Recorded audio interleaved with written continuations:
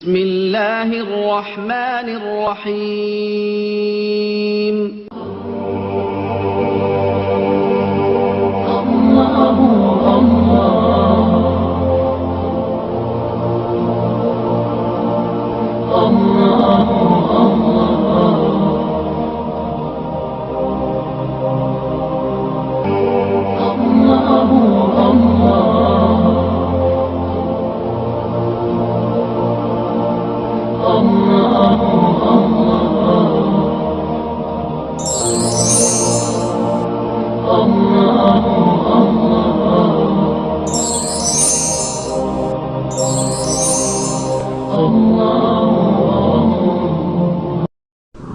बिस्मिल्लाहिर्रहमानिर्रहीम। या अय्युहल्लज़ीना आमनुत्तक़ुल्लाह वब्तगू इलैहिल वसीलता वजाहिदू फी सबीलिही लअल्लकुम तुफ्लिहून। ऐ ईमान वालो, अल्लाह से डरो और उसकी तरफ वसीला ढूंढो और उसकी राह में जिहाद करो, इस उम्मीद पर कि फलाह पाओ। वस्सलातु वस्सलामु अला मन काना नबिय्यु आदम बैनल माइ वत्तीन।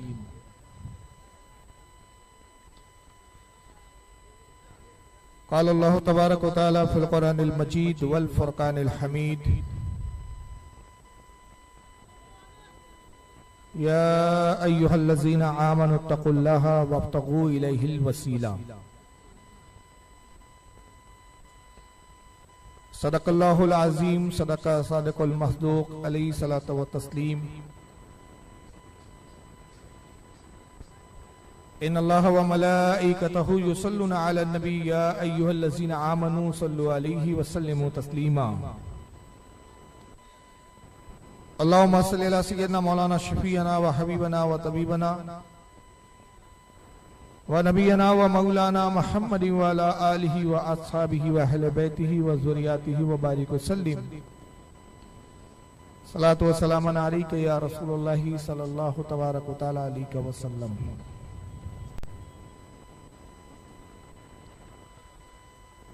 पैगाम हक कॉन्फ्रेंस की आज की ये दूसरी नशिस्त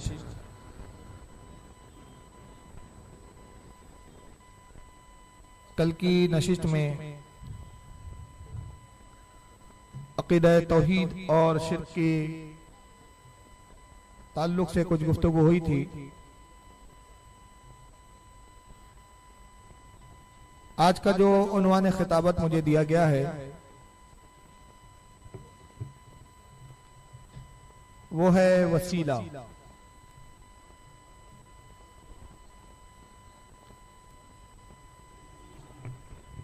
अहले सुन्नत व जमात में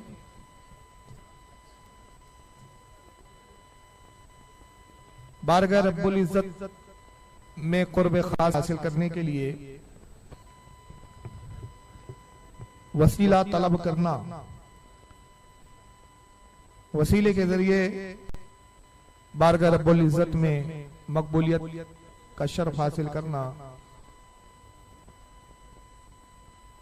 ये नबी करीम सल्लल्लाहु ताला अलैहि वसल्लम ही नहीं बल्कि जब से इंसान का वजूद हुआ है तब से ये वसीले का तस्वुर पाया जाता है।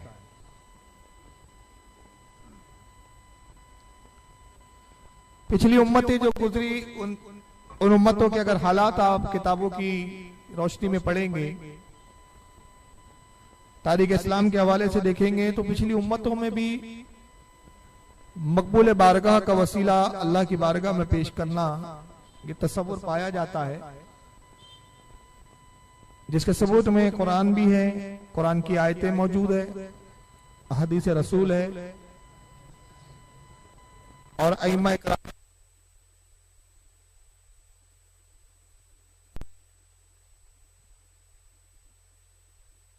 वसीला कहते किसको है?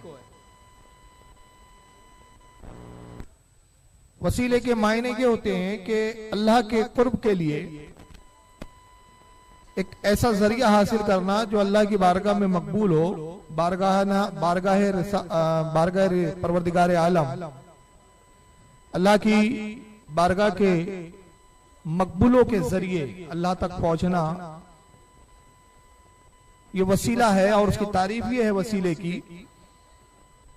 कि अपने मकसद के हुसूल के लिए एक दरमियानी ऐसा वास्ता जो आपके मकसद की तकमील के लिए सिफारिश कर दे, आपके मकसद को पूरा करने के लिए कोशा हो, और आपका वो मकसद जो बहुत मुश्किल हो उसको एक ऐसा दरमियान में वास्ता हो कि जो आपकी दुआएं और आपके मकसद को अल्लाह तक पहुंचा दे और अल्लाह की बारगाह से कबूलियत का शर्फ और दर्जा हासिल करवा दे। एक दरमियानी वास्ते को वसीला कहते हैं।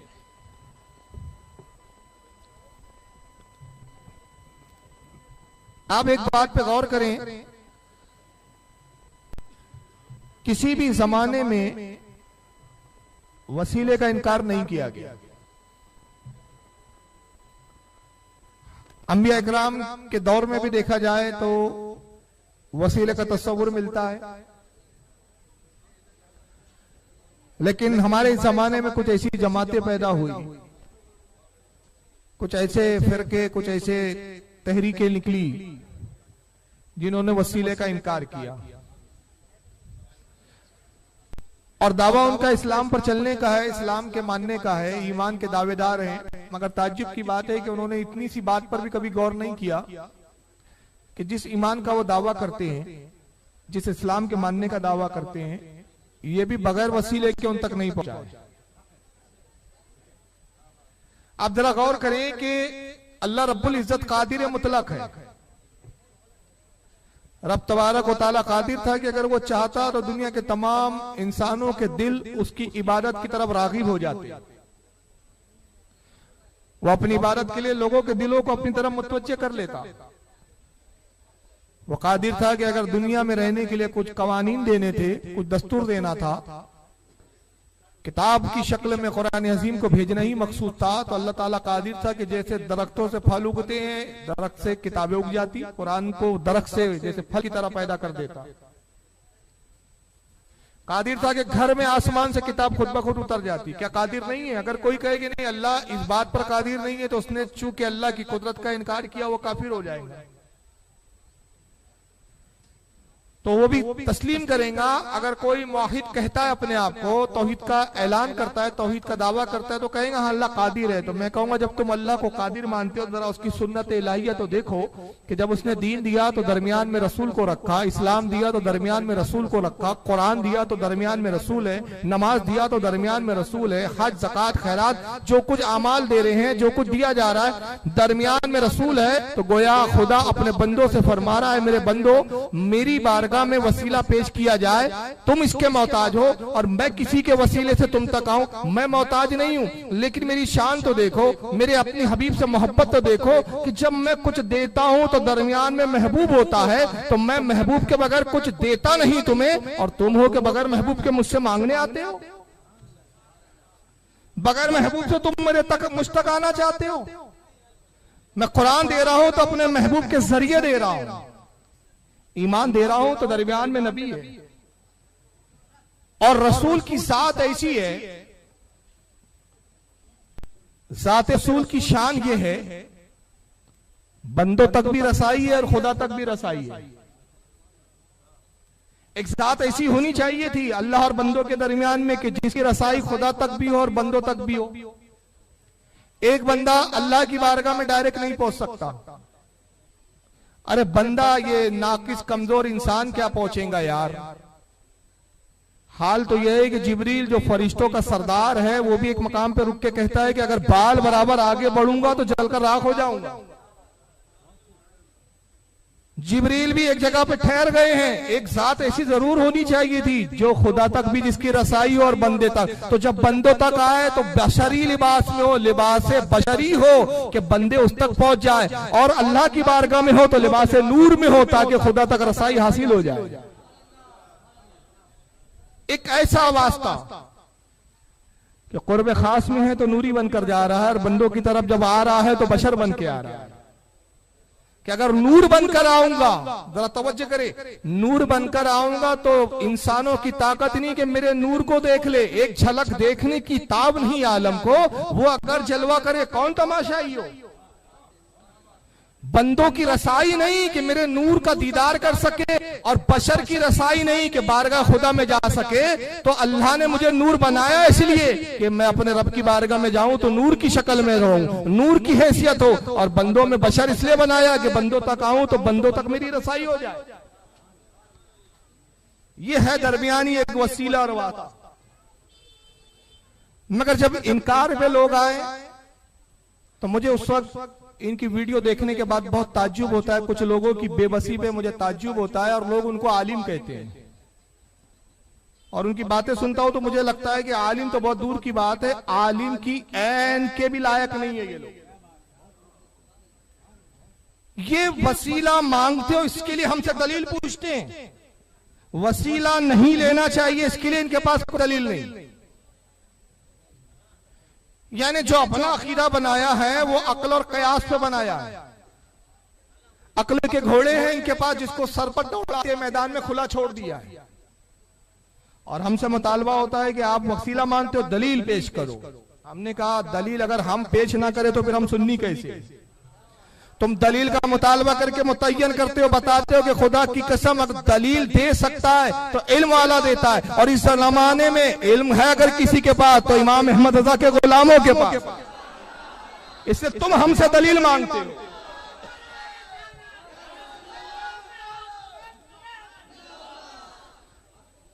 तो दलील तुम इसीलिए तो मांगते हो, पढ़े लिखे से ही आदमी पूछता है ना ये चीज बताओ, कि किसी जाहिल से पूछता है। भाई अगर मुझे एक कंप्यूटर लेना है तो मैं कंप्यूटर के बारे में किससे पूछूंगा? एक कंप्यूटर के जानकार से, कि एक रिक्शा चलाने वाले से पूछूंगा भाई बताओ कौन सा कंप्यूटर खरीदूं, उसकी हार्ड डिस्क कैसी हो, रैम कैसी होनी चाहिए, स्पीड कैसी होनी चाहिए, क्या होना चाहिए, नहीं क्या कॉन्फ़िगरेशन होनी चाहिए, वो नहीं बता सकता। उसकी लाइन नहीं है भाई, एक्सपर्ट से पूछता है। तुम हमसे मुतालबा इसलिए करते तुम भी हमको एक्सपर्ट जानते हो, मगर तुम्हारा क्या हाल है? जब तक तुम झूठ बोलते नहीं हो तो पता ही नहीं चलता हमको कि तुम वहाबी हो। जब झूठ बोलते हो तो फौरन समझ में आता है झूठ बोला मतलब पक्का वहाबी है। जो जितना बड़ा झूठा होगा वो उतना बड़ा वहाबी है। मौलवी जर्जी साहब झूठों के ताजदार सरदार है। मैं इन्हें कज़्ज़ाब आजम कहता हूं, और इनके झूठ को देखकर तो इब्लीस भी शर्मा जाता है। मेरे बच्चे तूने तो मुझसे ज्यादा तरक्की कर ली है, इतनी तरक्की मैंने भी नहीं की। देखिए वसीले के इनकार पर वो एक बात कह रहे हैं, कितना बड़ा झूठ बोलते हैं, शर्म नहीं आती इनको। और हरम में तकरीर की है इन्होंने, कहा की है? हरम में हज के लिए गए हैं। दुनिया का बड़े से बड़ा पापी जब हज करने के लिए जाता है ना, सारे पाप छोड़ देता है वहां। ये हरम में दावा सेंटर है, बिल्कुल हरम के करीब। वहां नजियों ने बुलाया, आइए जनाब कज़्ज़ाब आजम, आप ही की तो जरूरत थी यहाँ कुछ तकरीर कीजिए सुन्नियों के ताल्लुक से। तकरीर की, वसीले के इनकार पर कुछ बोला। आइए वहां झूठ बोल रहे और क्या बोले जरा सुनिए। या तो बाकायदा कहा जा रहा है कि नहीं साहब अल्लाह डायरेक्ट सुनता ही नहीं है, इनको इनके पास जाओ, इनसे कहो, ये दुआएं लेकर ऊपर जाते हैं। मेरी समझ में नहीं आता कि नमाज भी तो एक दुआ है। उसमें आपने कहा इहदिना सिरातल मुस्तकीम सिरातल लदीना अनअमता अलैहिम गैरिल मग़दूबि अलैहिम वलद्दाल्लीन, ये दुआ डायरेक्ट कैसे चली जाती है? मेरी समझ में नहीं आती। वुजू के बाद की दुआ डायरेक्ट कैसे चली जाती है? इन सारी दुआओं पर तो कभी आप ये नहीं कहते कि बाबा मेरी दुआ लेकर ऊपर जाओ। सिर्फ बेटा बेटी का मामला आता है तो आप कहते हैं कि बाबा मेरी दुआ ऊपर तक ले जाओ, अल्लाह से कबूल करवा दो, अल्लाह को मना लो, अल्लाह को राजी कर दो। क्या झूठ बोला? झूठ पकड़ा आपने इनका? नहीं पकड़ा। पहला ही जुमला झूठ था, इब्तिदाई झूठ से हुई है। जरा सुनिए पहला ही जुमला, फिर रिपीट कर रहा हूं। ही नहीं है, यहां तो बाकायदा कहा जा रहा है कि नहीं साहब अल्लाह डायरेक्ट सुनता ही नहीं है। यहां तो बाकायदा कहा जा रहा है साहब कि अल्लाह डायरेक्ट सुनता ही नहीं है। मुझे बताइए किस सुन्नी ने कहा कि अल्लाह डायरेक्ट नहीं सुनता? झूठ बोलते हो यार, झूठ इल्जाम लगाते हो अहले सुन्नत पर, शर्म नहीं आती तुमको? क्या नजद की रियालों में इतनी झूठ की मिलावट है कि उसको खाने के बाद आदमी कज़्ज़ाब आजम बन जाता है? हमारे किसी भी आलिम ने किसी किताब में नहीं लिखा कि हमारा यह अकीदा हो कि अल्लाह डायरेक्ट सुनता ही नहीं। अरे अल्लाह तो डायरेक्ट सुनने पर कादिर है, हमारे गुनाह इस लायक नहीं कि हमारी दुआएं उसकी बारगाह में कबूल हो जाए। हम एक नेक का वसीला दरमियान में रखते हैं, इसलिए कि अल्लाह उस नेक की दुआओं को रद्द नहीं फरमाता है। हमारा अकीदा ये है ही नहीं माज़अल्लाह कि अल्लाह नहीं सुनता, वो तो कादिर है, मुतलक है, कादिर मुतलक है, वो सुनता है बेशक।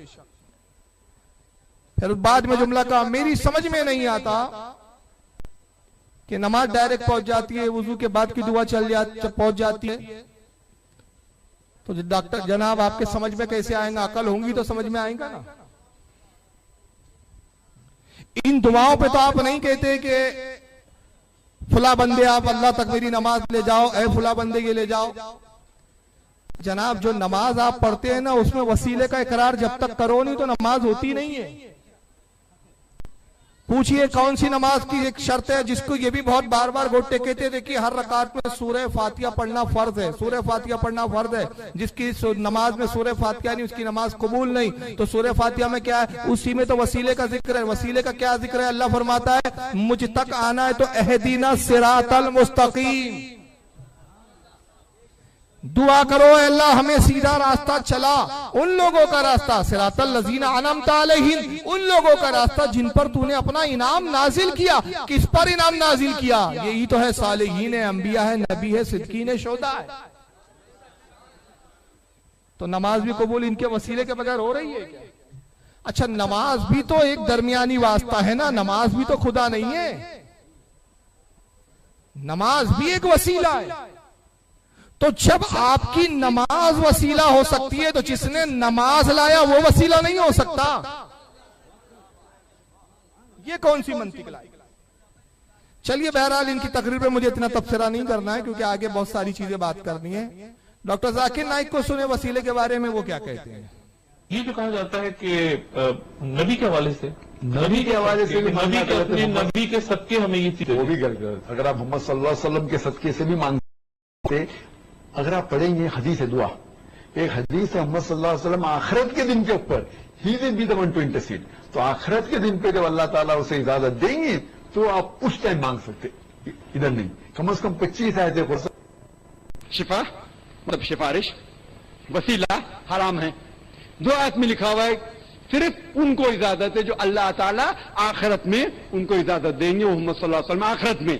आज की तारीख में हम मोहम्मद सल्लल्लाहु अलैहि वसल्लम से भी नहीं मांग सकते।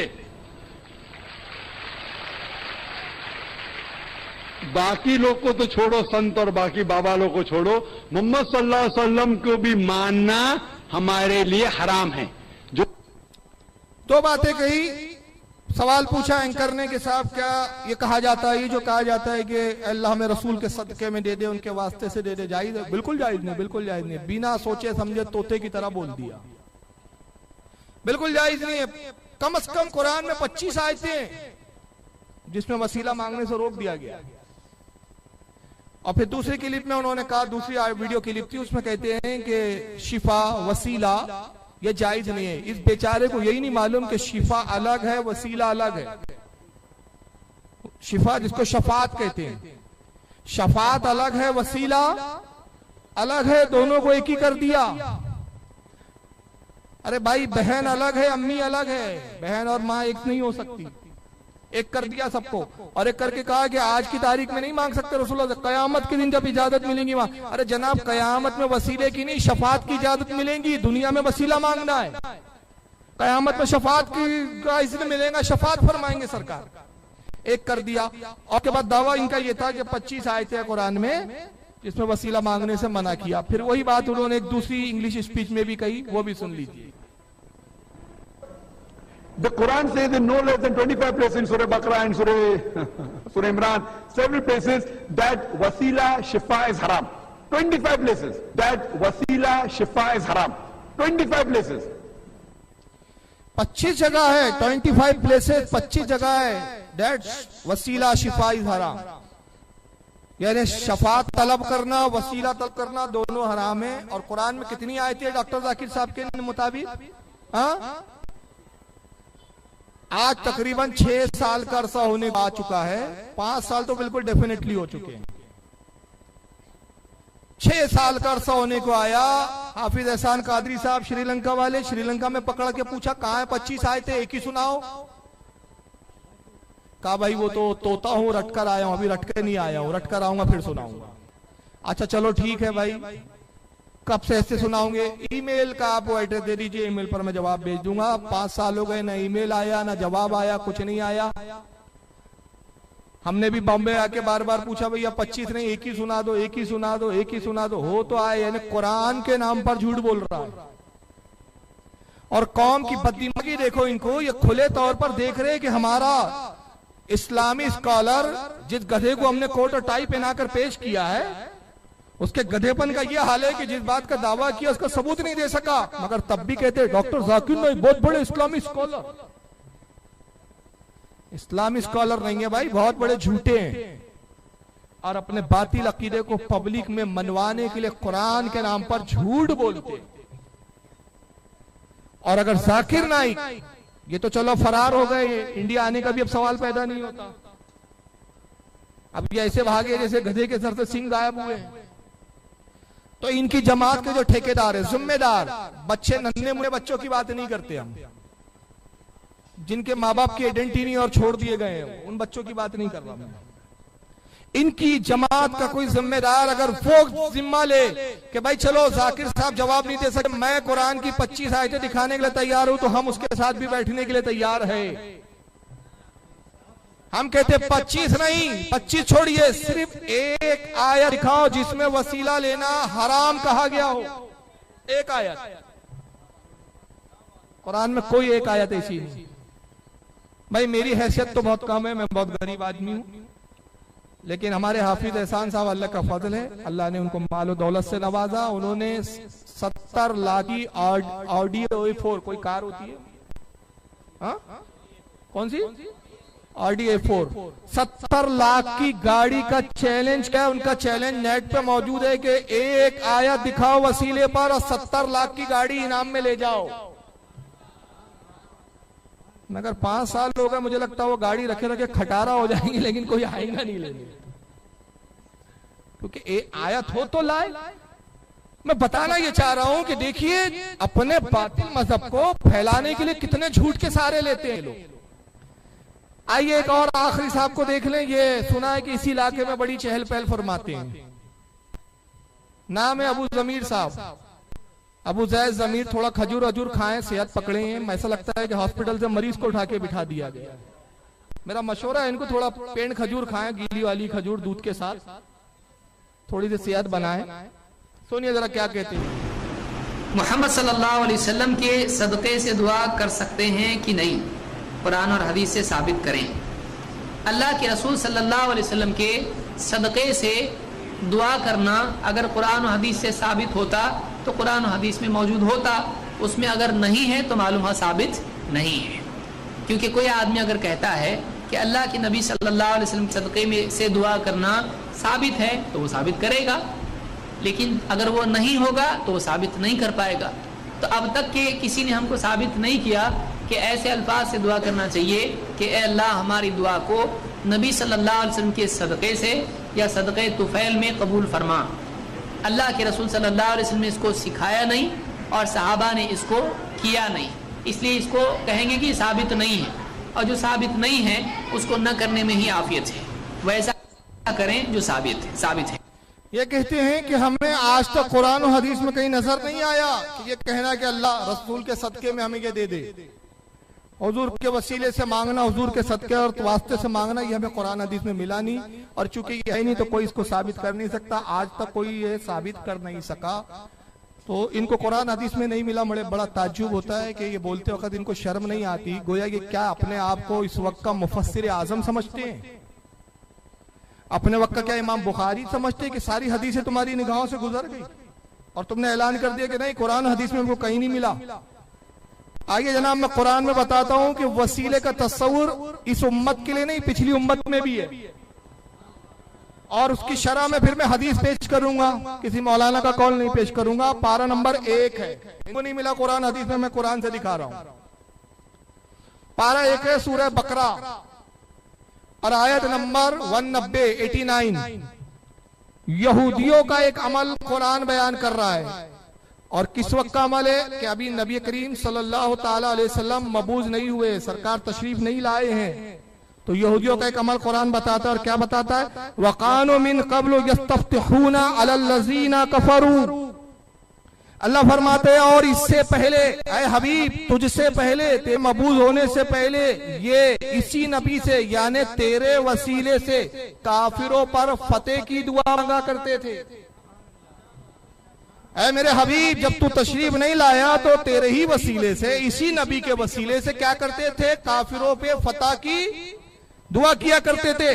फलम्मा जाअहुम मा अरफू कफरू बिही, और जब हबीब तशरीफ ला चुका तू, हमारा हबीब आ गया, तो उसकी नबुव्वत के मुनकिर होके बैठ गए।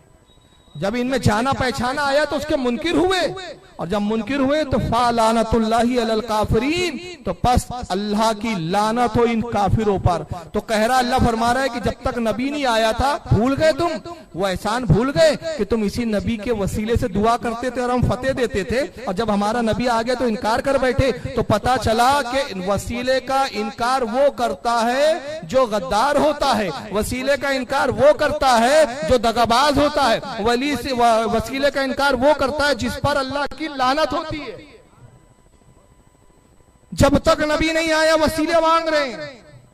तो अब इसकी शरह क्या है, आइए मैं नहीं बयान करता, हदीस की रोशनी में जरा देखें। आपके सामने मैं हदीस की किताब पेश कर रहा हूं, हाकिम अल मुस्तदरक। ये इमाम हाकिम की अल मुस्तदरक है, और फिर ये हदीस बहुत सारी किताबों में है। इंशाअल्लाह वो सारी किताबों के हवाले में सफ़े नंबर, हदीस नंबर के साथ आपके सामने पेश करूंगा। फिलहाल स्कैन पेज आपके सामने आ रहा है, हाकिम अल मुस्तदरक अला सहीहैन, इमाम हाकिम की हदीस की किताब। वो हदीसों को इमाम हाकिम ने इसमें जमा किया जो सही हदीसें थी, लेकिन जिसको इमाम बुखारी और इमाम मुस्लिम ने नहीं नकल किया, उन हदीसों को जमा कर दिया इन्होंने, इमाम हाकिम ने। लिहाजा ये सही हदीसों का मजमुआ हाकिम अल मुस्तदरक की जिल्द नंबर 2 सफा नंबर 316, हदीस नंबर इसकी 3101, किताब तफसीर, और सूरह बकरा की इसी आयत की तफसीर में ये हदीस है। किताब तफसीर बाब है इसका, सूरह बकरा की तफसीर में हदीस नंबर 3101। इमाम हाकिम रदी अल्लाह ताला अन्हु हज़रत अनस रदी अल्लाह ताला अन्हु से हदीस नकल फरमाते हैं। कहते हैं अन इब्न अब्बास, हज़रत अब्दुल्लाह इब्न अब्बास से नकल करते हैं, अन इब्न अब्बास रदी अल्लाह ताला अन्हुमा काला कानत यहूदो खैबरा तुकातिलु अतफान। हज़रत अब्दुल्लाह इब्न अब्बास कहते हैं कि खैबर के यहूदी अक्सर इनकी जंगे कबीले अतफान से हुआ करती थी। एक कबीला था जिसका क्या नाम था, कबीला अतफान। कबीले अतफान से की जंगे होती थी। अक्सर ये खैबर के यहूदी उनसे जंगों में उनके जंगे लड़ते रहते थे। फकुल्लमल तक़ौ हज़मत यहूदो खैबरा, और कहते कि जब भी खैबर के यहूदी उनसे लड़ते तो जंग में उनको शिकस्त हो जाती थी। वो शिकस्त से 2-4 होते, जब भी वो लड़ते कबीले अतफान के लोगों से, कबीले अतफान के लोग जब भी इन पे हमला करते, खैबर के यहूदियों को हारना पड़ता था, उनके सामने, उनकी ताकत के सामने टिक नहीं पाते थे। फिर आगे फरमाते फज़ातिल यहूद बिहाज़िहि दुआ, तो फिर यहूदियों ने इस दुआ के जरिए अल्लाह की पनाह मांगी, अल्लाह से दुआ की। कौन सी दुआ करने लगे वो, अब वो दुआ सुनिए, अल्लाहुम्मा इन्ना नस्अलुका बिहक्कि मुहम्मदिन नबिय्यिल उम्मिय्यिल लज़ी वअत्ता अन तुखरिजहु लना फी आखिरी ज़मान। उन्होंने दुआ की, ऐ परवरदिगार, ऐ हमारे अल्लाह, हम तुझसे उस नबी उम्मी मोहम्मद सल्लल्लाहु अलैहि वसल्लम का वास्ता, उसकी वसीला, उस वसीले से, उसके वास्ते से तेरी पनाह चाहते हैं, जो तू आखिरी जमाने में जिनको मबूस फरमाने का तूने वादा किया है। उन्होंने दुआ क्या की, इन्ना नस्अलुका बिहक्कि मुहम्मदिन, ऐ अल्लाह उस मोहम्मद का वसीला, उस मोहम्मद का वास्ता जो नबीउल उम्मी है, जिन्होंने किसी से नहीं पढ़ा। फिर किससे पढ़ा, अल्लाह से पढ़ा, अल्लाह के अलावा किसी जात ने नहीं पढ़ाया। और जिनके मबूस होने का, जिनके दुनिया में भेजने का तूने हमसे वादा फरमाया आखिरी जमाने में, उनका वसीला पेश करते हैं कि तू हमें अल्लाह नसरतना अलैहिम, अल्लाह तू हमें इन पर फतेह अता फरमा दे, इनके खिलाफ हमारी मदद फरमा। चुनांचे अब्दुल्लाह इब्न अब्बास फरमाते जब उन्होंने ये दुआ मांगनी शुरू की नबी के वसीले से तो अल्लाह ताला ने उनको फतेह अता फरमानी शुरू की। और वो जब भी नबी के वसीले से दुआ करते अल्लाह ताला उनको फतेह अता फरमाता, यहाँ तक के नबी के मबूस होने से पहले तक वो नबी के वसीले से दुआ करते रहे। लेकिन जब नबी करीम सल्लल्लाहु अलैहि वसल्लम मबूस हो गए, तशरीफ लाए, तो उन्होंने फिर नबी पाक सल्लल्लाहु अलैहि वसल्लम का इनकार फरमा दिया। उन्होंने इनकार कर दिया नबी का, कहा हम मोहम्मद को नबी नहीं मानते। तो उस वक्त जब उन्होंने इनकार किया तो इमाम हाकिम फरमाते, अब्दुल्लाह इब्न अब्बास से नकल करते कि उस वक्त फिर यह आयत करीमा नाजिल हुई जिसमें अल्लाह ने फरमाया कि हबीब तेरे मबूस होने से पहले ये तेरे वसीले से दुआ करते थे और जब तू मबूस हो गया तो मुनकिर हो बैठे। ये आयत की तफसीर है, गोया कुरान में वसीले का जिक्र आया और वसीले का इनकार जिन्होंने किया अल्लाह ताला ने उनकी मजम्मत बयान की है, उनकी बुराई बयान की है और उन पर लानत भेजी है। फरमाया फलानतुल्लाहि अलल काफिरीन, और फिर इन काफिरों पर, इन मुनकिरों पर अल्लाह की लानत हो। इमाम हाकिम के अलावा इस हदीस को इमाम इब्न जरीर तबरी रहमतुल्लाह अलैह ने भी लिखा है तफसीर तबरी के अंदर, जिल्द नंबर इसकी 1 है, सफा नंबर 473। इसी आयत की तफसीर में उन्होंने लिखा। इसी हदीस को इमाम अबू नुआइम ने भी दलाइलुन नुबुव्वत के अंदर नकल किया, जिल्द नंबर 1 है, सफा 96 है। इमाम बहकी ने भी इसको अपनी किताब दलाइलुन नुबुव्वत में लाया। इमाम मोहम्मद हुसैन बिन मसूद बगवी रदियल्लाहु ताला अन्हु उन्होंने अपनी तफसीर बगवी के अंदर सफा नंबर 150 पर इसी आयत की तफसीर में इस हदीस को लिखा। इमाम जलालुद्दीन सयूती ने भी दुर्र मंसूर के अंदर जिल्द नंबर 2 सफा 465 पर इस हदीस को लिखा। इमाम इब्ने इसाक और इमाम इब्ने अबी हातिम ने भी इसको लिखा और भी मुफस्सिरीन ने और मुहद्दिसीन ने अपनी अपनी किताबों में इस हदीस को जगह दी है। अब तौसीफ रहमान साहब का एक चैलेंज है सुन्नियों के लिए, वो चैलेंज उनका सुन लीजिए।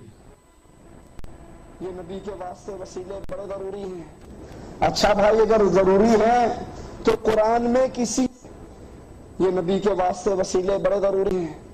अच्छा भाई अगर जरूरी है तो कुरान में किसी एक नबी की दुआ, कुरान में किसी एक नबी की दुआ किसी के वास्ते वसीले से हमें भी पढ़ा दो। रसूलुल्लाह सल्लल्लाहु अलैहि वसल्लम के किसी एक सहाबी की दुआ रसूलुल्लाह सल्लल्लाहु अलैहि वसल्लम के वास्ते से हमें भी दिखा दो। ये वसीले वास्ते अगर बहुत जरूरी है तो कुरान में किसी नबी की एक दुआ हमें दिखा दो, किसी हदीस में किसी सहाबी की हमें वसीले वाली दुआ दिखा दो। अब दावा तो ऐसा कर रहे हैं पूरा कुरान समझ के आए हैं, पूरी हदीसों के ज़खायर इन्होंने देख डाले, कुछ नहीं मिला इनको। जवाब में मैं सिर्फ यही कहूंगा कि तौसीफ रहमान साहब आपकी कम इल्मी से अच्छी तरह से वाकिफ है। अब चूंकि आपकी आरज़ू है कि हम दिखा दे तो दिखा देते, इन बेचारों को कुरान में इतनी मशहूर आयत भी नहीं मिली, इतनी मशहूर आयत कि बच्चों की जबान पे पारा नंबर 6 सूरह माइदा आयत नंबर 35 में अल्लाह फरमाता है या अय्युहल्लज़ीना आमनुत्तकुल्लाह वब्तगू इलैहिल वसीला, ऐ ईमान वालों अल्लाह से डरो और उसकी राह में वसीला। ये नहीं मिला इनको, कुरान में दिखा दो, बताओ इनको कुरान में नहीं दिखा। और किससे मुखातिब है अल्लाह, जरा तवज्जो दे आयत पर। कुरान का अंदाज ये भी है, कभी कहता है या अय्युहन्नास, ऐ लोगो, तब लोगों में काफिर भी आ गए, मुशरिक भी आ जाते हैं, ईमान वाले भी आते हैं, कभी आयत के जुमरे में मोमिन होते हैं, कभी नहीं होते हैं। मुतलकन आयत होती है, लेकिन जहाँ या अय्युहल्लज़ीना आमनू आए तो वहां मुक़य्यद कर दिया ईमान वालों को। तो यह खिताब या अय्युहन्नास नहीं है, अगर परवरदिगार चाहता तो ये भी खिताब हो सकता या अय्युहन्नासुत्तकुल्लाह वब्तगू इलैहिल वसीला, ऐ लोगों अल्लाह से डरो और उसकी राह में वसीला तलाश करो। तो अल्लाह जानता था कि लोगों में कुछ वो होंगे जो वसीले के मुनकिर होंगे, तो खिताब किससे किया, ईमान वालों से। या अय्युहल्लज़ीना आमनू, ऐ ईमान वालों क्या करो, अत्तकुल्लाह, अल्लाह से डरो, अल्लाह से डरो और वब्तगू इलैहिल वसीला। तो गोया अल्लाह ने बताया वसीला वही मांगेगा जो ईमान वाला होगा, और जिसका ईमान नहीं होगा वो वसीले का मुनकिर हो जाएगा। तो वसीला ईमान वालों को कहा। अब सवाल ये पैदा होता है, जरा गौर करें इस आयत पर, 2 मुतालबे 3 मुतालबे इसमें। पहला मुतालबा है ईमान लाओ, या अय्युहल्लज़ीना आमनू के ज़िम्न में ये आ गई बात कि सबसे पहला काम क्या करो, ईमान लाओ। चलो आपने ईमान ला लिया तो जन्नत मिल जाना चाहिए ना, ईमान के बाद तो जन्नत दे देना चाहिए अल्लाह ने। अल्लाह फरमाता नहीं अभी जन्नत नहीं मिलेंगी, तो रब्बे कदीर ईमान ला लिया तो फिर जन्नत कब मिलेंगी? का अत्तकुल्लाह, अल्लाह से डरो। फिर तो अब अल्लाह से डरो के क्या मायने? नमाज ना पढ़ो, एक शख्स नमाज ही ना पढ़े, दुरूद शरीफ पढ़े अल्लाहुम्मा सल्ली अला सय्यिदना मौलाना शफीअना व हबीबना तबीबना व नबीना व मौलाना मुहम्मद व अला आलिहि व अस्हाबिहि व अहले बैतिहि व ज़ुर्रिय्यतिहि व बारिक वसल्लिम सल्लल्लाहु सलामन अलैका या रसूलुल्लाह सल्लल्लाहु तआला अलैहि वसल्लम। कली की तरह फिर ऐलान कर दूं, कली की तरह जहां पर कल जमात सानी अदा की गई थी, इंशाल्लाह आज भी जलसे के बाद जमात सानी का एहतमाम होगा। आप लोग जलसे के बाद नमाज ईशा पढ़कर ही अपने घरों तशरीफ लाएं। बात चल रही थी या अय्युहल्लज़ीना आमनुत्तकुल्लाह वब्तगू इलैहिल वसीला, ईमान वालों अल्लाह से डरो और उसकी राह में वसीला तलाश करो। ईमान ला लिया तो जन्नत मिल जानी चाहिए, मगर अल्लाह ने फरमाया नहीं अभी नहीं, मुझसे डरो। तो डरने से मुराद क्या है? नमाज पढ़ो, रोजा रखो, हज करो, ज़कात दो। अल्लाह ने इस्तिताअत दिया तो हज भी करो, अल्लाह ने हैसियत वाला बनाया तो ज़कात भी अदा करो। सारे नेक अमाल अल्लाह से डरने के जिम्मे में आ गए। अब जब ये अल्लाह से डर भी लिया, ईमान भी ला लिया, तो अब उसके बाद तो जन्नत मिलना चाहिए था ना। अल्लाह ने फरमाया अभी भी जन्नत तक नहीं पहुंचोगे, तो अल्लाह भी जन्नत तक पहुंचना तो क्या फरमाया? वब्तगू इलैहिल वसीला, वसीला तलाश करो। इसलिए कि वसीला तलाश करोगे तो जन्नत तक पहुंचोगे, वरना अगर सिर्फ अमाल की बुनियाद पर जन्नत में जाना चाहते हो तो याद रखो एक और था जिसने बहुत अमाल किए थे, इतनी नमाजें पढ़ी थी, इतनी नमाजें पढ़ी थी कि फरिश्ते भी उसकी इबादत पे रश करते थे, मगर उसने आदम को मुकर्रब जान के बारगाह इलाही में खुशनुदी का जरिया नहीं समझा, आदम को वसीला नहीं जाना, इनकार किया वसीले का और इब्लीस और शैतान बन गया। तो इबादत मुंह पे मारी जा सकती है। अपनी इबादत का अगर तहफ्फुज़ करना चाहते हो, अपने ईमान को बचाना चाहते हो, क़ुर्ब खासे खुदाबंदी में मकबूल होना चाहते हो, तो वसीला तलाश करो। अब ये वसीला क्या है? हम तो कहते हैं कि वसीला सबसे बढ़ के वसीला आज़म क्या है? रसूलुल्लाह सल्लल्लाहु अलैहि वसल्लम। मगर आइए इस आयत की तफसीर में मैं आपके सामने दो किताबें पेश कर रहा हूं जो हमारे मकतबे फिक्र की नहीं बल्कि ये लोग सबसे ज्यादा उसको मानते हैं। आइए एक पहली किताब में पेश कर रहा हूं जिसका नाम है अल कौलुल बलीग, माफ कीजिएगा अल कौलुल जमील। ये मेरे पास इस वक्त टेबल पे मौजूद है, हाथ पे भी मौजूद है, आपको मॉनिटर पे नजर आ रही है। किसकी किताब है ये? शाह वलीउल्लाह साहब मौदी से दहलवी। अब शाह वलीउल्लाह को देवबंदी भी मानते हैं और शाह वलीउल्लाह को गैर मुकल्लिद अहले हदीस भी मानते हैं। दोनों जमातें इनको अपना पेशवा बुजुर्ग सब कुछ मानती है। शाह वलीउल्लाह साहब की अल कौलुल जमील सफा नंबर 34। शाह वलीउल्लाह साहब यही आयत लिखते हैं, कहते हैं कि अल्लाह फरमाता है ऐ ईमान वालो डरो अल्लाह से और तलाश करो अल्लाह की तरफ वसीला और जिहाद करो उसकी राह में ताकि तुम फला पाओ। अब इसके बारे में तफसीर करते क्या कहते हैं? पहली आयत में वसीले से मुराद बैते मुर्शिद है। कल तक ये आपसे पूछते थे पीरी मुरीदी कहां से आई, इनसे पूछो। सबसे पहला फतवा शाह वलीउल्लाह पे लगाओ। वो कहते हैं वसीले से मुराद या कौन है? बोलिए बोलिए। पीरो मुर्शिद, उसकी बैत। और अगर उसकी बैत ना हो, कोई मुर्शिद का दामन नहीं पकड़ोगे, किसी मुर्शिद को, किसी पीर को, किसी मकबूल बारगाह वली को अपना पीर ना बनाओगे तो नतीजा क्या होगा? गुमराह होने का, भटकने का अंदेशा बिल्कुल कवी है। चलिए हो सकता है शाह वलीउल्लाह साहब से कुछ लोगों को इख्तिलाफ हो, कहे नहीं भाई हम मानते, कुछ कहेंगे हम नहीं मानते। अब एक ऐसी मुसल्लम ज़ात इनके बारे में इनके आगे पेश कर दूं जिसको देवबंदी भी मानते हैं, गैर मुकल्लिद भी मानते हैं, बल्कि इन दोनों क्या झगड़ा है। और झगड़ा इस बात का है कि देवबंदी बोलते हमारे थे, अहले हदीस बोलते हमारे थे। हमने कहा हमारे तो थे नहीं, तुम ही काट कर आधा आधा बांट लो। नाम है शाह मौलवी इस्माइल देहलवी साहब। कौन है? मौलवी इस्माइल देहलवी साहब। घर की खबर नहीं है इनको बेचारों को। किताब का नाम सिराते मुस्तकीम। सिराते मुस्तकीम का मायने क्या होता है? सीधा रास्ता। अब आइए सीधा रास्ता किताब में क्या बता रहे हैं? सिराते मुस्तकीम सफा नंबर 100, मौलाना इस्माइल देहलवी साहब सफा नंबर 100 पे कहते हैं बेशक, यहीं से इबारत शुरू हो रही है, बेशक मुर्शिद अल्लाह ताला के रास्ते का वसीला है।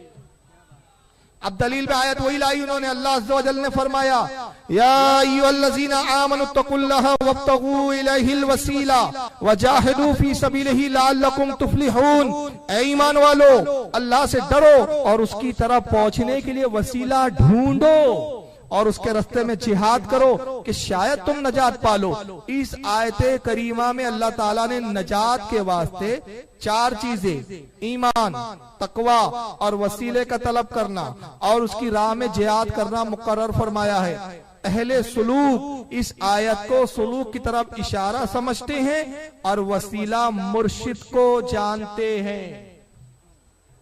वसीला किसको मानते हैं? वो मुर्शिद को। फिर अपना फैसला सुनाते इस्माइल देलवी, बस हकीकी नजात के लिए मुजाहिदे से पहले, मुजाहिदा कहते हैं इबादत को, रियाजत को, इबादत करने से पहले, मुजाहिदा करने से पहले मुर्शिद का ढूंढना जरूरी है।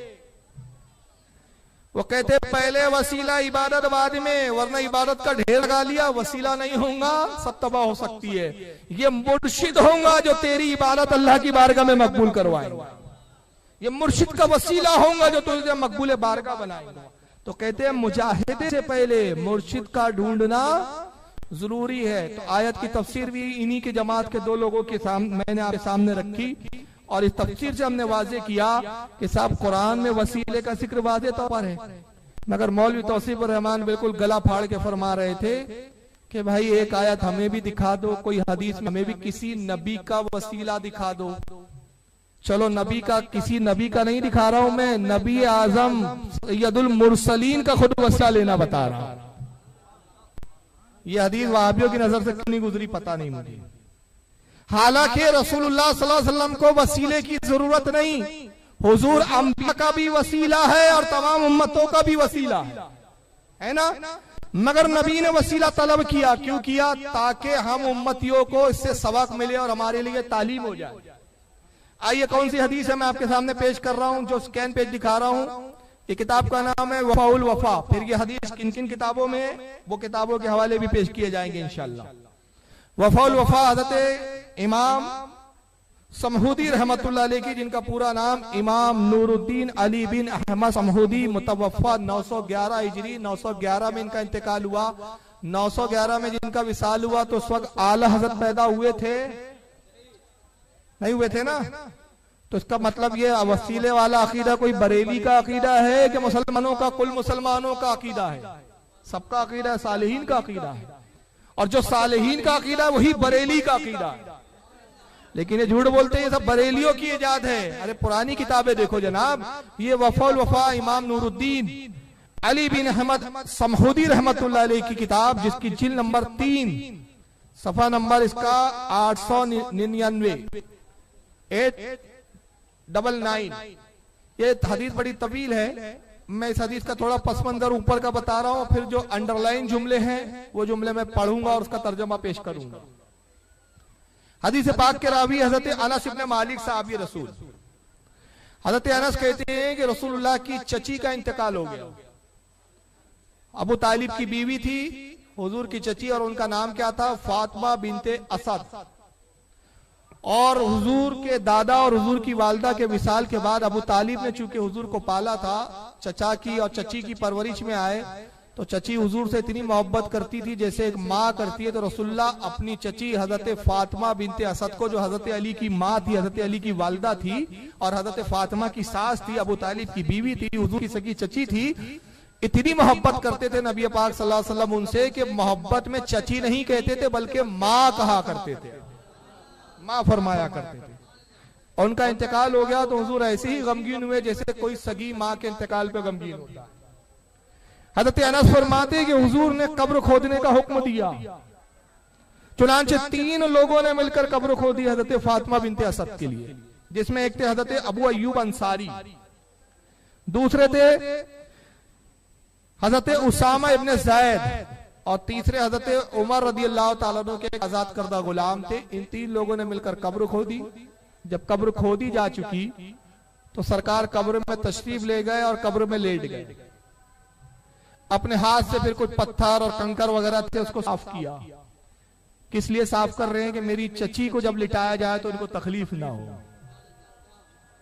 हुजूर उसमें कुछ देर लेटे रहे, तो लेटे क्यों रहे? ताकि मेरे लेटने से कब्र में बरकत आ जाए। फिर आका कब्र में खड़े हुए और साहबा से इरशाद फरमाया कि मेरी चची को मेरे हवाले करो। साहबा इकराम ने हुजूर सल्लल्लाहु अलैहि वसल्लम की चची को जिस तरफ मैयत कब्र में डाली जाती है कपड़े के जरिए, उस तरह से दिया। हुजूर ने अपने दस्ते मुबारक पे लिया और बड़ी नरमी के साथ अपनी चची को कब्र में रखा। हुजूर की आंखों में आंसू थे। सरकार कब्र के बाहर तशरीफ लाए, फिर अपने हाथों को उठाया और ये दुआ फरमाई। अब वो दुआ आपको मॉनिटर पे लिखेंगे, दिखाइए जरा। अब रेड पेन में जो निशान लगा है वही मैं हिस्सा पढ़ रहा हूँ, जो दुआ का हिस्सा। सुम्मा काल, और फिर हुजूर ने ये दुआ फरमाई। क्या दुआ की? अल्लाहुल लज़ी युही व युमीतु व हुवा हय्युल ला यमूत। अर्ज़ किया है रब्बे कायनात, बेशक तू ही जिंदा है, अल्लाह ही जिंदगी और मौत देता है, अल्लाह ही जिंदगी का अता करने वाला, अल्लाह ही मौत को अता करता है, और वो जिंदा है, उसे मौत नहीं।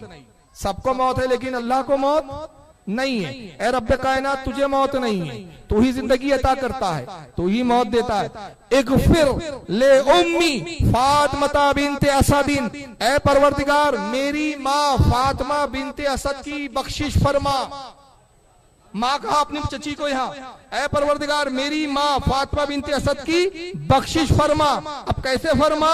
व वसिया अलैहा मदखलाहा, और मेरी माँ की कब्र को हद्दे निगाह तक वसी कर दे, जहाँ तक निगाह जाए कब्र को कुशादा फरमा दे, बड़ी फरमा दे। बेहक नबी का वलंबियाइल लज़ीना मिन क़ब्लिक, तुझे मैं वास्ता देता हूँ तेरे नबी का और मुझसे जो पहले नबी गुजरे उनका भी वसीला पेश करता।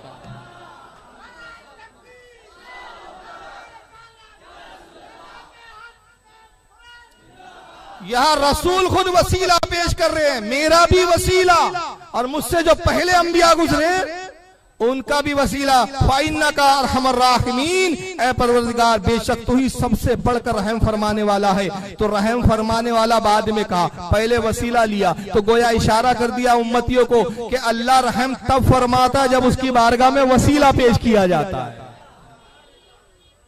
वसीले के बगैर चारा नहीं है। और अल वफा का मैंने स्केच दिखाया, इस हदीस को इमाम हाकिम ने भी लिखा है अपनी अल मुस्तदरक के अंदर। इसको इमाम इब्न हिब्बान ने भी अपनी सही के अंदर लाया। ये वो सारी किताबें जो वहाबी सिर्फ सीने पे हाथ बांधने के लिए इस्तेमाल करते हैं, इन किताबों का आमीन जोर से बोलना हो तो सही इब्न हिब्बान नजर आती है, हाकिम अल मुस्तदरक किताबें दिखती है इनको। ये किताबें अपने मतलब के लिए दिखती है, मगर उन्हीं हदीस की किताबों में जब ये हदीसें आ जाए तो इन वाबियों को दिखता नहीं है। फिर कौम में धोखा देने के लिए कहते हमें एक नबी की दुआ दिखा दो। अब तुम्हारी आंखों की बीनाई कमजोर है तो हम क्या करें? इसलिए तो हम कहते हैं बरेली का सुरमा भी लगाओ, बरेली का चश्मा भी लगाओ, तो कुछ तुम्हें हदीसें दिखे। इसको इमाम हाकिम ने भी लिखा अल मुस्तदरक में, इमाम इब्न हिब्बान ने सही में लिखा। इमाम हाकिम इस हदीस को लिखकर फरमाते हैं सहीहुन, इसके रावी सही है। इब्न हिब्बान कहते हैं इसके सारे रावी सही है। इमाम तबरानी ने माजुमुल कबीर में भी लिखा, माजुमुल औसत में भी लिखा। और इमाम इब्न हिब्बान फरमाते हैं कि इस हदीस का जो एक रावी है जिसका नाम है रूह बिन साले, उस रावी के अलावा वो सिका है, सच्चा रावी है। इमाम हाकिम ने कहा वो भी सच्चा रावी है, सिर्फ उसको छोड़कर बाकी जितने रावी है सब सही बुखारी के रावी है। इसके रावी भी कैसे हैं? सब सही बुखारी के। जो इमाम बुखारी ने जिन रावियों को अपनी सही बुखारी में लाया वो बुखारी के। तो ये हदीस इनको नजर नहीं आ रही है बेचारों को। आइए एक बड़ी मशहूर किताब मैं आपके सामने पेश कर रहा हूं जिसका नाम आपने बहुत बार सुना होगा। किताब का नाम क्या है? मिशकात। अब मिशकात शरीफ किसने नहीं सुना यार? कौन सा वाज है जिसमें मुकर्रिर मिशकात का नाम ना लेता हो? कौन सा मदरसा है जहां मिशकात नहीं पढ़ाई जाती हो? तो पता चला तौसीफुर रहमान ने उस मदरसे में पढ़ा जहां कुछ पढ़ाया ही नहीं जाता था, इसलिए वो बेचारे बाहर निकल के रे अल्लाह के रसूल की नबी की एक रिवायत, एक हदीस हमें भी दिखा दो वसीले वाली। चलो मैं दिखाता हूं आपको। मिशकात की जिल्द नंबर 4 है, सफा नंबर 188, किताबुर रिकाक, हदीस नंबर 5247, हदीस नंबर 5247। अब बड़ी होकर यह हदीस आपके सामने आ गई है। साहिब मिशकात कहते हैं वअन उमय्या इब्न खालिद इब्न अब्दुल्लाह इब्न उसैदिन, इसको रिवायत किया उमैया बिन खालिद बिन अब्दुल्ला उसैद रदियल्लाहु ताला अन्हम ने अनिन नबी सल्लल्लाहु अलैहि वसल्लम, और वो रिवायत करते रसूलुल्लाह से कि रसूलुल्लाह से ये रिवायत है अन्नहु काना यस्तफ्तिहु बिसआलिकिल महाजिरीन, कहते हैं कि नबी पाक से ये मरवी है कि जब हुजूर जंग में होते तो आप जंग में फुकराए महाजिरीन के वसीले से फतेह की दुआ किया करते थे, फतेह मांगा करते थे। किसके वसीले से? फुकराए महाजिरीन। अब महाजिरीन कौन थे? एक एक लफ्ज सुन दिया। फुकरा क्या थे, महाजिरीन क्या थे? महाजिरीन वो साहबी थे जिन्होंने मक्का से हिजरत करके मदीने को इख्तियार किया था, और फुकरा इसलिए थे कि इतने गरीब और मिस्कीन थे कि एक लिबास के अलावा दूसरा लिबास पहनने के लिए नहीं होता था।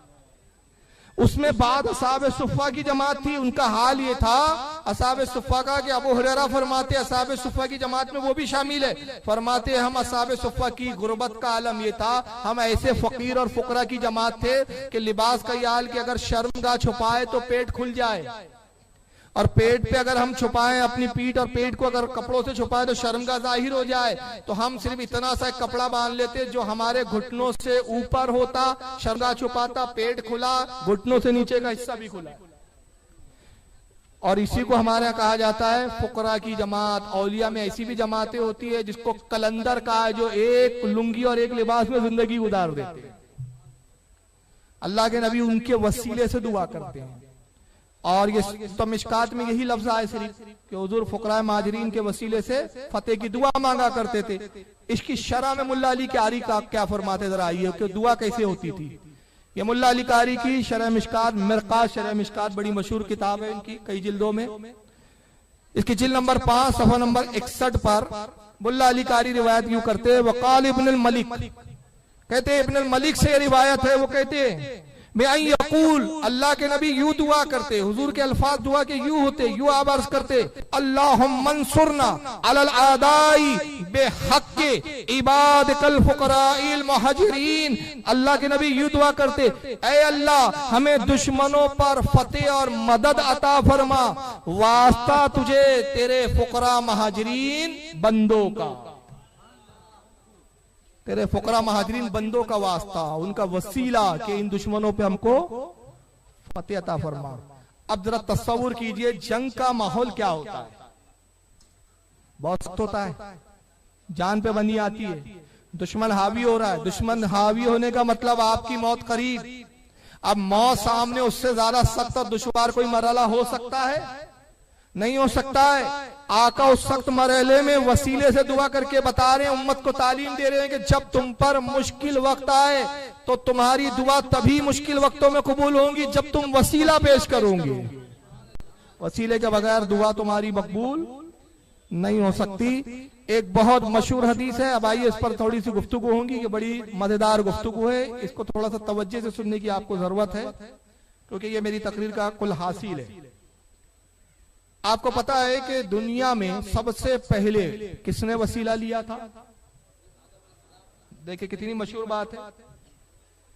आदम अलैहिस्सलाम ने वसीला लिया था। कैसे लिया था? जब हजरत आदम अलैहिस्सलाम ने गंदुम का दाना खा लिया, ममानियत के बावजूद दुनिया में तशरीफ ले आए। 300 कुछ साल तक आप अल्लाह की बारगाह में इस्तगफार करते रहे। 300 साल के बाद जब दुआ आपकी मकबूल नहीं हुई तो आपने फिर यूं दुआ की, ऐ परवरदिगार उस नबी का वास्ता जिसका नाम तूने अर्श पर अपने नाम के साथ लिखा, जो तेरी बारगाह में बड़ा मकबूल है, परवरदिगार उस नबी का वास्ता, उसका वसीला पेश करता हूं, मेरी लर्जिशों को, मेरी कोताहियों को माफ फरमा दे। अल्लाह ने माफी का परवाना अता कर दिया। हजरत आदम अलैहिस्सलाम की लर्जिश खत्म हो गई। ये बड़ी मशहूर हदीस है। मगर आइए जरा वहाबियों का इल्म कितना, जरा वो भी सुन लीजिए। आदम अलैहिस्सलातु वस्सलाम की तौबा कबूल हुई कैसे? कुरान एक और मंजर पेश करता है, इंडिया पाकिस्तान के मौलवी कुछ और मंजर पेश करते हैं।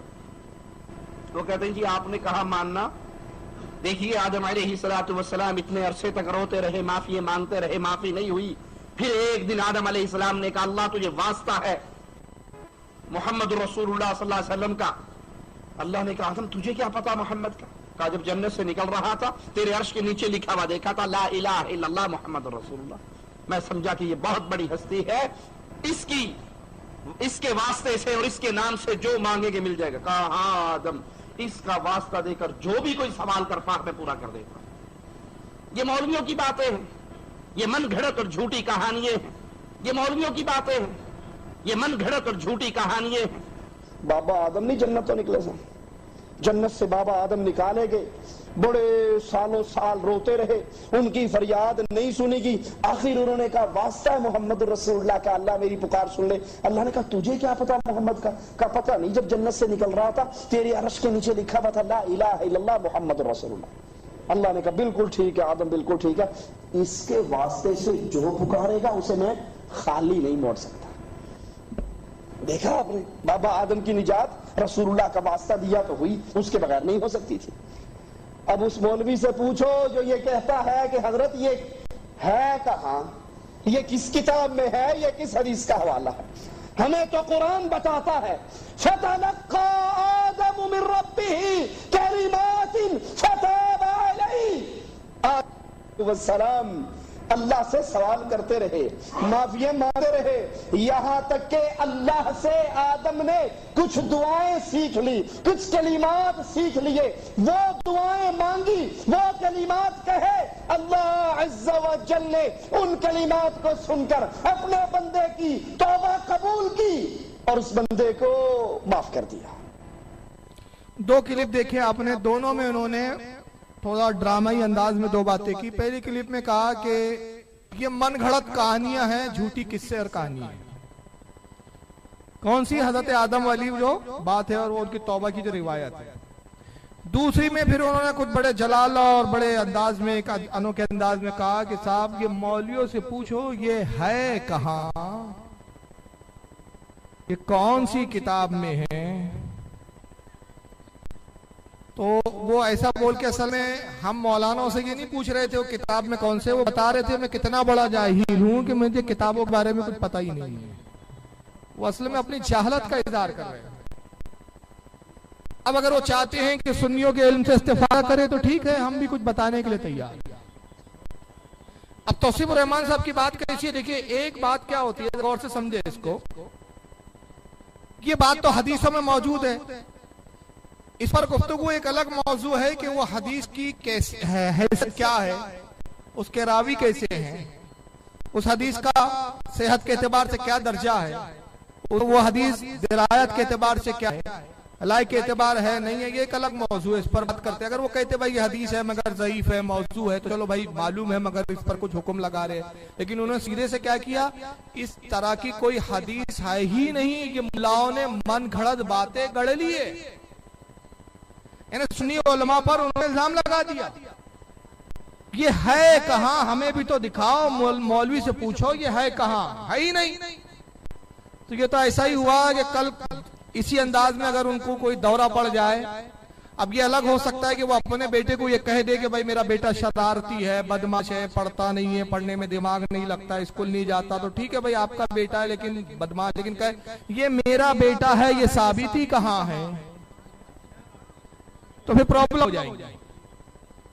अब बेगम बोल रही है आप ही का बेटा, कहते नहीं ये मेरा ही है, ये है कहां। अरे भाई अब वो शरारती है, ये इस पर बात कीजिए ना, बेटे का ही इनकार कर देंगे आप, तो ये तो बड़ा मसला हो जाएगा। चलिए इनको अभी रखिए, लेकिन इनकी बात को याद रखिए कि इन्होंने हमसे हवाला पूछा कि ये है कहां। पता चला कि वहाबियों को ये हदीस कहां है नहीं मालूम है। ये कितने बेइल्म हैं। अब ये दूसरे साहब को सुन लीजिए, ये सिस्टर इमरान साहब, क्या नाम है इनका? हाँ ब्रदर इमरान बोलते हैं, लेकिन मैं इनको सिस्टर इमरान बोलता हूँ। अब इन्होंने इसी हदीस के बारे में ऐसी मंतिक लाई कि जो 1400 साल में किसी को नहीं सूझी। इन ये ऐसी ऐसी बिदअतें इजाद करते हैं ये इमरान साहब कि जो अच्छों को नहीं सूझती। जरा सुनिए अब इनकी उसी हदीस पर क्या तबसरा करते हैं। अब अगर कोई कहता है कि मैं मांगता हूं तो गलत क्या करता हूं, और दलील बनाता है कौन से वाकये को, आदम अलैहिस्सलाम के, उस बेचारे से कहिए कि भाई किस किताब में यह वाकया लिखा है, जरा लाकर बताएं। ये जो तुम वाकया घड़ रहे हो, ये वाकया जो गढ़ रहे हो किस किताब में, उस बेचारे से कहो। मतलब सुनने वाले को कैसा बता रहे हैं कि भाई ये वाकया किसी किताब में है ही नहीं, तौसीफ रहमान का कोई बेटा ही नहीं है। बेटे का ही इनकार पूरा कर दिया उसने। अब आगे सुनिए क्यों नहीं है ये वाकया, उसकी दलील सुनिए, दलील कितनी आला दर्जे की है। उस बेटे से कहिए कि भाई किस किताब में ये वाकया लिखा है, जरा लाकर बताएं। ये जो तुम वाकया घड़ रहे हो, ये बुखारी में तो नहीं आया, ये सही मुस्लिम में तो नहीं आया, ये तिरमिजी में नहीं आया, ये सुनन अबू दाऊद में नहीं आया, इब्ने माजा में नहीं आया, मुअत्ता इमाम मालिक में नहीं आया, शैबानी में नहीं आया, मिशकात मसाबी में नहीं आया, अबू दाऊद, इब्ने माजा, नसाई, इनमें से किसी में नहीं आया, इमाम शाफई के और रिसाला में नहीं आया, मुस्नद अहमद बिन हंबल में नहीं आया। तो ये वाकया आया कहां से? तो आप जब पूरी तहकीक करेंगे, इसकी तहकीक की पूरी गहराई में जब आप जाएंगे, इसकी तहकीक की पूरी गहराई में जब आप जाएंगे, तो आपको चलेगा पता कि ये वाकया असल में अधूरा हदीस बताकर हमको बताया गया है। ये असल एक पूरी तवील हदीस की शक्ल में बयान किया हुआ है अहले तशी की किताब उसूल काफी में, अहले तशी की किताब उसूल काफी में। और उस किताब में यह वाकया इस तरीके से मिलता है कि जब अल्लाह ने आदम अलैहिस्सलाम को जमीन पर भेजा तो उन्हें वो कलीमा याद आया जो अर्श पर लिखा था, ला इलाहा इल्लल्लाह मुहम्मदुर रसूलुल्लाह अलीउल वसीउल्लाह। इसका सदका उन्होंने मांगा तो माफ हुआ। चूंकि अब सुन्नी ये बात मानने वाला नहीं था अलीउल वसीउल्लाह की, उस बात को खारिज किया गया, सिर्फ कलमा बचाकर छोड़ दिया गया। कितने बड़े मुहक्किक हैं। बुखारी में नहीं आया, मुस्लिम में नहीं आया, तिरमिजी में नहीं आया, सुनन इब्ने माजा में नहीं आया, नसाई में नहीं आया, मुस्नद अहमद में नहीं आया, मिशकात में नहीं आया, इसमें नहीं आया, उसमें नहीं आया, कहीं नहीं आया, सब देख डाला मैंने, कहीं नहीं आया। कहां आया? शियाओं की किताब उसूल काफी में आया। शियाओं के आया। क्या मुहक्किक है ये, क्या तहकीक का दर्जा है। ऐसी तहकीक की बुनियाद पर ये अपने आप को अहले हदीस कहते हैं। मैं इनको सिर्फ दावा करता हूं। एक सवाल मेरा, छोटा सा एक सवाल, मुझे बुखारी से लेकर सुनन इब्ने माजा तक से आए सित्ता में, ये पूरी 6 किताबों में तकबीर उला से यानी अल्लाह अकबर बोल के नमाज शुरू की और सलाम फेरने तक ये पूरी नमाज मुझे सिया सित्ता में मुकम्मल नमाज ये दिखा दे। और नहीं दिखा सकते तो कल से नमाज पढ़ना बंद कर देना। कहां हाथ बांधते हैं ये लोग? ये सियाह सित्ता में सीने पे हाथ बांधने की एक हदीस मुझे दिखा दे। अरे छोड़ो यार, तुम तो इतने बड़े बिदअती हो, तहज्जुद की अजान दे रहे हो सऊदीया में। मुझे तहज्जुद की अजान सियाह सित्ता में नहीं, तुम्हारी हुकूमत आने से पहले किसी भी हुकूमत और किसी भी किताब में दिखा दो। तुम जो करो सब जायज। और कौम को गुमराह करने के लिए बातें ऐसी बताएंगे कि साहब सुनने वाले को लगे यार देखो कितना वसी मुताल्ला है। इब्ने माजा, इब्ने शैबा, अल मुसना, सारी किताबें उन्होंने पढ़ डाली साहब, किसी किताब में वाकया नहीं है। अब क्यों नहीं है? एक और उसकी दलील सुन लीजिए। मारे घुटना फूटे आंख उसको बोलते हैं, ये दलील है इनकी, जरा सुनिए। हर रकात हमारी बगैर सूरह फातिहा के मुकम्मल नहीं होती। नमाज की हर रकात में सूरह फातिहा का पढ़ना लाजिम है। अल्लाह के नबी करीम सल्लल्लाहु अलैहि वसल्लम की रिवायत के मुताबिक, हदीस के मुताबिक, बुखारी और मुस्लिम की रिवायत के मुताबिक, जिसने सूरह फातिहा नहीं पढ़ी उसकी नमाज नहीं हुई। यानी नमाज में आप उम्मुद दुआ हर रकात में पढ़ते हैं, लेकिन जो नमाज में आप उम्मुद दुआ पढ़ रहे हैं उसमें कहीं भी वसीले की बात नहीं आई है। आप पूरी नमाज में पूरी कुरान की कई आयतें पढ़ते हैं, इसमें अल्लाह ने बेशुमार दुआएं इंसान को सिखाई हैं, लेकिन किसी एक दुआ में भी कुरान की अल्लाह ने नबी करीम सल्लल्लाहु अलैहि वसल्लम का वसीला नहीं सिखाया। आप जब नमाज में अतहियात पढ़ते हैं उसमें कहीं भी वसीला नहीं आया। दुरूद इब्राहिम पढ़ते हैं, वसीला नहीं आया। आप अल्लाहुम्मा इन्नी ज़लमतु वाली दुआ पढ़ते हैं, वसीला नहीं आया। आप पूरे नबी करीम सल्लल्लाहु अलैहि वसल्लम के बुखारी शरीफ और मुस्लिम शरीफ में जितने दुआएं अल्लाह के नबी ने इस उम्मत को सिखाई हैं, एक भी हदीस बुखारी और मुस्लिम की ऐसी नहीं मिलती जिसमें अल्लाह के नबी ने उनके नाम के वसीले से दुआ सिखाई। ये कहीं भी इसका जिक्र नहीं आया। का मतलब क्या हुआ? अल्लाह और अल्लाह के रसूल ने जितनी दुआएं सिखाई हैं कुरान और सही अहादीस में, एक भी ऐसी दुआ नहीं है जिसमें अल्लाह के रसूल के वसीले से दुआ मांगना सिखाया गया। किसी किताब में नहीं आया। अभी मैं मिशकात दिखा चुका हूं, बुखारी में नहीं आया। बुखारी से इंशाल्लाह मैं वसीला दिखाऊंगा आपको कि बुखारी में ही वसीला आया है। इसको पता ही नहीं जाहिल को। पहली दलील दी कि देखिए कुरान में उम्मुल किताब जिसको कहा गया कौन है, सूरह फातिहा, और उसके बारे में हदीस में क्या आया कि वो जब तक पढ़ो नहीं तो नमाज मुकम्मल होती नहीं। तो सूरह फातिहा में भी वसीला नहीं आया, मतलब सूरह फातिहा में वसीला नहीं आया तो इसलिए वसीला नहीं मांग सकते। तो सूरह फातिहा में अजान देना भी नहीं आया, सूरह फातिहा में अत्तहियात पढ़ना भी नहीं आया, सूरह फातिहा में दुरूद इब्राहिम भी नहीं आया। तो अब ऐसा करो दुरूद इब्राहिम भी पढ़ना बंद कर दो, अत्तहियात भी पढ़ना बंद कर दो। अजान आई है कि सूरह फातिहा में? पूरे कुरान में कहीं अजान आई है? तो ये बंद करो, पोंगे लगा लगा के अभी क्यों चीख रहे थे भाई? ये पूरे कुरान में अजान कहीं नहीं आई है। अरे हर चीज हर किताब में जरूरी नहीं है, कुछ चीजें कुरान में है, कुछ चीजें हदीस में है, कुछ चीजें सियासत में है, कुछ दूसरी हदीस की किताबों में है। तो ये क्या रसूलुल्लाह ने कहा था कि देखो सिर्फ बुखारी, तिरमिज़ी, इब्न माजा मानना, बाकी हदीस की किताबों में आ जाए तो उसको मत मानना? भाई रसूल ने कहा कि सूरह फातिहा नमाज में पढ़ना, कुरान ने कहा कि हर नमाज में सूरह फातिहा पढ़ो, नहीं आया। और नमाज में देखिए हर चीज का हुक्म मुख्तसर है, तफसीलात नहीं है।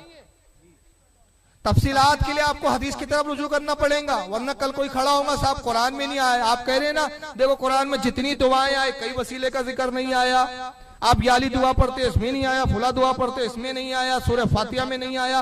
तो जनाब कुरान में 70 या 72 जगह आया वाक़ीमुस सलात वातुज़ ज़कात, कायम करो नमाज और दो ज़कात। ज़कात दो बोला अल्लाह ने, कितनी दो, कब दो, कैसे दो, कुछ नहीं बताया।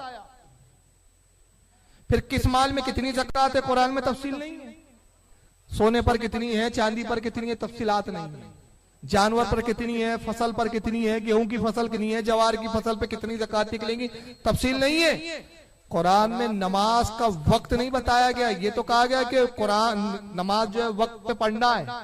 जैसे कि कुरान में अल्लाह इरशाद फरमाता है इन्ना सलाता कानत अलल मोमिनीना किताबम मौकूता, और नमाज मोमिनों पर वक्त बांधा हुआ फर्ज है। ये तो कहा कि वक्त पे नमाज पढ़ो, मगर फजर कब शुरू होंगी, कब खत्म होगी, जोहर का वक्त कब शुरू होगा, कब खत्म होगा, असर का वक्त कब शुरू होगा, कब खत्म होगा, मगरिब का कब, ईशा का कब, इसकी तफसीलात कुरान में मौजूद नहीं है। तो अब कल से कोई कहेगा कि साहब देखो कुरान में ये तो कहा नमाज पढ़ो, कितनी पढ़ो नहीं है, तो मैं क्यों पढ़ूं? कुरान में हज का हुक्म आया है, लेकिन ये नहीं फरमाया कि हर किस महीने करना है, कैसे करना है, किस तरह करना है। कुरान ने सिर्फ क्या कहा, वलिल्लाहि अलन्नासि हिज्जुल बैति मन इस्तताअ इलैहि सबीला। अल्लाह फरमाते हैं और लोगों के लिए उस घर का हज करना है, उस घर का हज फर्ज है। अगर अल्लाह इस्तिताअत दे, अगर अल्लाह उनको वहां तक जाने की ताकत और कुव्वत अता फरमाए तो उनको हज करना है। मगर रब ने ये नहीं फरमाया किस महीने हज करना है, कैसे करना है, किन चीजों से हज खराब हो जाएगा, किन चीजों पे दम वाजिब हो जाएगा। ये कुरान में है कहीं? नहीं है। रोजे रखने का हुक्म है कुरान में। अल्लाह फरमाता है या अय्युहल्लज़ीना आमनू कुतिबा अलैकुमुस सियामु कमा कुतिबा अलल्लज़ीना मिन क़ब्लिकुम, ऐ ईमान वालो तुम पर रोजे अल्लाह ने फर्ज किए जैसे तुमसे पहले वालों पर फर्ज किए। मगर कौन से महीने कितने रखना है, किन चीजों से रोजा टूट जाता है, किन चीजों से रोजा मकरूह हो जाता है, इसकी तफसीलात कुरान में मौजूद नहीं है। तो ऐसी बेशुमार दलीलें दी जा सकती है। कुरान में नमाज का मुकम्मल तरीका भी नहीं है, कुरान में अजान का जिक्र भी नहीं है, कुरान में दुरूद इब्राहिम भी नहीं है, कुरान में रफ़दैन का जिक्र नहीं, कुरान में आमीन जोर से बोलने का जिक्र नहीं, कुरान में सीने पे हाथ बांधने का जिक्र नहीं। तो फिर तो ये गैर मुकल्लिद, फिर मजहब किस पे बनाया है? अब उसको सियासत में कहीं नहीं मिला वसीला। आइए मैं बताता हूँ सियासत में कहाँ कहाँ है, वो तो आगे बात करेंगे हम। पहले यहां से आगे ये इब्ने माजा की मैं एक हदीस पेश कर रहा हूं। सुनाने इब्ने माजा छपी भी इन्हीं के यहां से, इस वक्त मेरे टेबल पे मौजूद है। दारुस्सलाम सऊदी अरब ने छापा है इसको। ये अपने घर की छपी भी नहीं पढ़ते बेचारे। सुनाने इब्ने माजा जिल्द नंबर 1 सफा नंबर 429 किताबुल मसाजिद, और इसकी हदीस नंबर 778। इमाम इब्ने माजा इस हदीस को हजरत अबू सईद खुदरी से रिवायत करते हैं। इमाम इब्ने माजा सनद बयान करते कहते हैं अन अबी सईद अल खुदरी काला काला रसूलुल्लाह सल्लल्लाहु अलैहि वसल्लम। हजरत अबू सईद खुदरी से रिवायत है कि अल्लाह के रसूल सल्लल्लाहु अलैहि वसल्लम ने इरशाद फरमाया। देखिए कितना बड़ा वसीले का हुक्म है ये हदीस में, सुने आप। सुनन इब्ने माजा की हदीस है। आका फरमाते हैं मन हराजा मिन बैतिही इला सलाता फ़क़ाल। हुजूर फरमाते हैं कि जो शख्स अपने घर से नमाज के लिए निकले तो वो ये दुआ करे। जब भी वो नमाज से के लिए अपने घर से निकले तो, और घर से जब निकलता है तो रास्ते में कौन सी दुआ करते हुए जाना चाहिए, वो दुआ हुजूर तालीम फरमा रहे हैं। ये कह रहा किसी हदीस की किसी दुआ में वसीला नहीं आया, पता चला वहाबियों ने सियाह सित्ता की भी नाम की किताबों को नहीं पढ़ा है। जब कोई भी शख्स नमाज के लिए अपने घर से निकले तो ये दुआ करे, और दुआ ये, अल्लाहुम्मा इन्नी असअलुका बेहक्कि साइलीना अलैका, ऐ अल्लाह मैं तुझसे सवाल करता हूं और तेरी बारगाह में वसीला पेश करता हूं साइलीन का, जो तुझसे मांगते हैं, जो तुझसे तलब करते हैं, उन साइलीन का वसीला पेश करता हूं, उनके वसीले से तुझसे मैं मांगता हूं। वह असलों का बेहक्के ममशाया हाजा, और अपने इस चलने के वसीले से मैं तुझसे सवाल करता हूं। मैं अपने चलने को भी वसीला बनाता हूं कि जो तेरी इबादत के लिए मैं जा रहा हूं, तेरी इबादत के लिए जो चल रहा हूं, इसका भी वसीला, जो तुझसे मांगते हैं, तुझसे सवाल करते हैं, उनका भी वसीला। और फिर आगे इमाम इब्न माजा ने तफसीलात लिखी और दुआ में ये अल्फाज भी है, अल्लाह मैं गुरूर नहीं करता, मैं घमंड नहीं करता, मेरा ये चलना रियाकारी की वजह से नहीं है, सिर्फ तेरी रजा के लिए है, सिर्फ तेरी रजा के लिए। आका फरमाते जब मस्जिद में चलते वक्त जो बंदा ये दुआ करते हुए चलता है, साइलीन के वसीले से दुआ मांगता है, अपने चलने को वसीला बनाता है, वस्तगफरा लहू सबऊना अल्फा मलक, तो आका कहते हैं कि 70,000 फरिश्ते उसके लिए दुआएं मगफिरत करते हैं। ये दुआ में खुदा का वसीला सिखा रहे हैं, और इस बेचारे को वसीला नहीं मिला। और पहले वाले साहब क्या कह रहे थे कि आदम अलैहिस्सलाम की वो हदीस है कहां, कौन सी किताब में है, जरा इस मुल्ला से तो पूछो। आइए वो हदीस कहां है, मैं पहले हदीस पढ़ूंगा फिर उसके हवाले बयान करूंगा। यह है हाकिम अल मुस्तदरक, इमाम हाकिम की,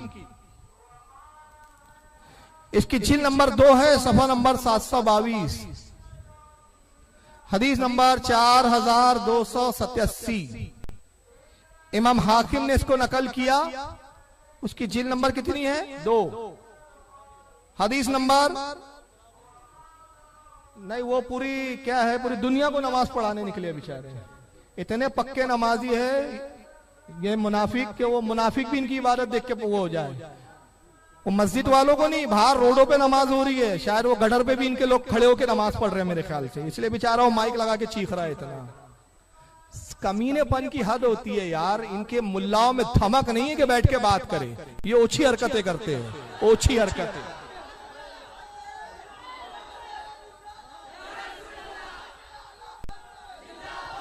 यही मुल्ला से कह रहा हूं जो गला फाड़ रहा है, तकरीर के बाद आ जाना, मुनाजरा कर ले, काय को गले फाड़ रहा है मस्जिद में, तकरीर के बाद आ बैठा हूं ना, अबे मैं तो अकेला अपने इलाके से आया हूं, तेरा इलाका तू डर रहा, इलाका तेरा, डर तुझे इतना।